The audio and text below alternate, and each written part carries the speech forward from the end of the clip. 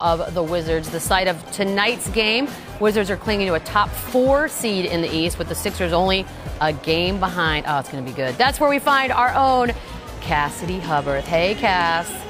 Hey, Beads. You talked about the Wizards in that 4 spot, and the big reason is because they're 8-3 in their last 11 games without their all-star point guard in John Wall. In fact, their assist numbers are way up. They're averaging over 32 more assists per game. We just spoke with Scott Brooks, and he says a big part of that is Thomas Satoransky, who really is pushing the ball up as their point guard. And Bradley Beal told us they just have it figured out. Everyone's moving the ball, sharing it. It just makes everyone happy. However, he did double down on the notion that they're better without John Wall. That is a comical notion, he said.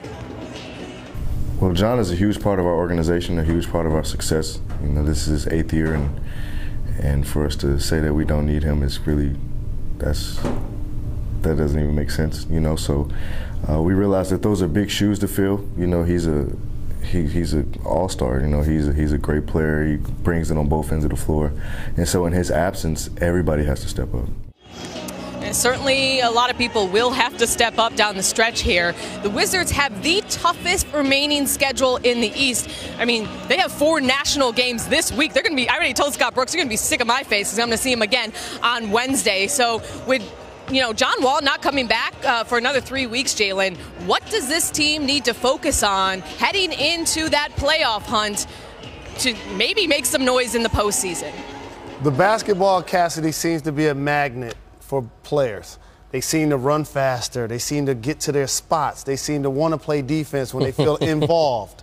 That's what I'm seeing from the Washington Wizards. They need to continue to invest in each player and have their young players continue to produce. Otto Porter has to be a key. Kelly Oubre has to play well. And their bigs up front, in particular Morris, as we see right there. They need everybody to contribute and it to be a team effort, but Bradley Beal has to lead the way. Yeah, and he's right.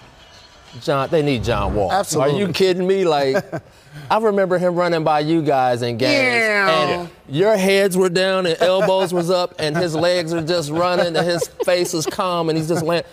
Yes, you need John Wall, but people think that things are just cast in stone. Like, this is just how it is. John Wall's never going to move the ball. He's probably sitting back watching this team, absorbing this, saying, you know what? We can be pretty good if I buy into this. So he wants to win. That kid's a competitor. I think he'll get back. He'll mix in, blend in. And I think they got a chance to be dangerous. And I think sometimes as an all-star, it's good to take a step back. It's not good to be injured, but to be at home, be at the gym, watching the games and seeing what's going on, seeing the success. He's a basketball mind. He's a point guard. He's always in the top 3 in assists every year. He's going to see the ball movement and what he can do to make them successful going on in the second half of the season. He's a beast. Yes, indeed. I'm the jerk that's like, what if it gets messed up when he gets back? Not that they're worse, just that this gelling that they've done consistency-wise, that was the #1 thing you guys talked about all season. They're not consistent, and now they seem to have figured something out with the main dude not playing. Sometimes you need to go through something like this for you to take that next step forward, where he had to absolutely be out of it and say, whoa, we can be good. So this may turn out to be a good thing for the Wizards. Fair enough. I have a very